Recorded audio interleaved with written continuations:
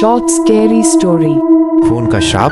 रवि हमेशा नई चीजें खरीदने का शौकीन था, खासकर इलेक्ट्रॉनिक्स। एक दिन उसे एक पुराना लेकिन आकर्षक दिखने वाला मोबाइल फोन एक सेकेंड हैंड स्टोर में बेहद सस्ते दाम पर मिला। फोन का मॉडल पुराना था लेकिन देखने में बहुत ही अनोखा था। दुकानदार ने उसे फोन बेचने से पहले अजीब सा चेहरा बनाया और कहा, ये फोन जितने भी लोगों ने खरीदा उनके साथ कुछ न कुछ बुरा हुआ है, सोच लो, खरीदना है क्या? रवि ने हंसकर दुकानदार की बात को मजाक समझा और फोन खरीद लिया। उसे लगा कि दुकानदार सिर्फ उसे डराने की कोशिश कर रहा था। घर पहुंचते ही उसने फोन ऑन किया। स्क्रीन हल्की झिलमिलाई और फिर एकदम सामान्य हो गई। पहली रात को सोने से पहले रवि ने फोन चार्जिंग पर लगाया। जैसे ही उसने बत्ती बंद की, फोन की स्क्रीन अपने आप चमक उठी। उसमें एक नंबर फ्लैश हुआ, 6,66,666। उसने सोचा कि ये कोई गलती होगी, लेकिन तभी फोन की घंटी बजी। रवि ने झिझकते हुए फोन उठाया। दूसरी ओर से एक धीमी और घबराई हुई आवाज आई, मुझे बचा लो, मैं इसमें फंसा हूँ, यह फोन श्रापित है। रवि के रोंगटे खड़े हो गए। उसने तुरंत फोन काट दिया और सोने की कोशिश की, लेकिन उसे एहसास हुआ कि कमरे में ठंडक बढ़ गई थी और अंधेरे में किसी की परछाई हिल रही थी। अगले दिन सुबह रवि को अजीब महसूस हुआ। उसके फोन में बिना उसकी जानकारी के कई तस्वीरें आ गई थी। ये तस्वीरें उसी के घर की थी, लेकिन उनमें कोई छाया दिख रही थी जो किसी इंसान जैसी लग रही थी। कुछ तस्वीरों में वो खुद सोते हुए दिख रहा था, जबकि उसने किसी को भी तस्वीरें खींचने नहीं दी थी। अब रवि को इस फोन के बारे में और जानने की जिज्ञासा हुई। उसने इंटरनेट पर इसकी खोज शुरू की। उसे एक पुरानी खबर मिली जिसमें लिखा था कि यह फोन पहले एक व्यक्ति के पास था, जिसने इसे इस्तेमाल करने के कुछ ही दिनों में आत्महत्या कर ली थी। इसके पहले का मालिक भी एक दुर्घटना में मारा गया था।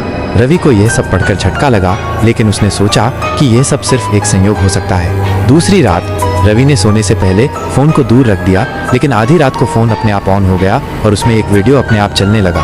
वीडियो में एक आदमी दिखाई दे रहा था जो अंधेरे में छिपने की कोशिश कर रहा था। फिर अचानक एक काली परछाई उसके पीछे से निकली और उसे खींच लिया।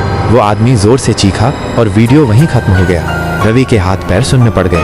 तभी फोन की स्क्रीन पर एक नया मैसेज आया, अब तुम्हारी बारी है। रवि डर के मारे फोन को बंद करने की कोशिश करने लगा, लेकिन स्क्रीन बंद नहीं हुई। फिर अचानक फोन की स्क्रीन पर उसकी खुद की शक्ल दिखने लगी, लेकिन उसकी आंखें काली थीं और चेहरा भयानक था।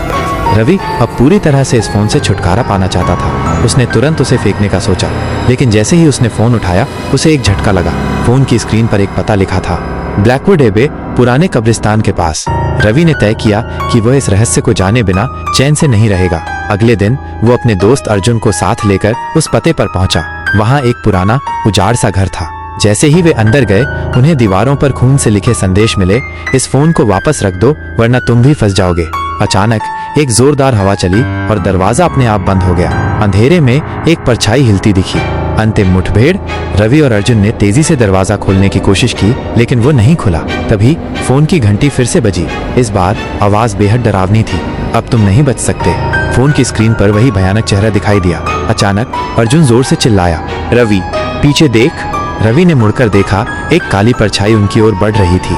उसके हाथ लंबे और नुकीले थे, आंखें जल रही थीं। रवि ने घबराकर फोन जमीन पर फेंका और उस पर एक बड़ा पत्थर दे मारा।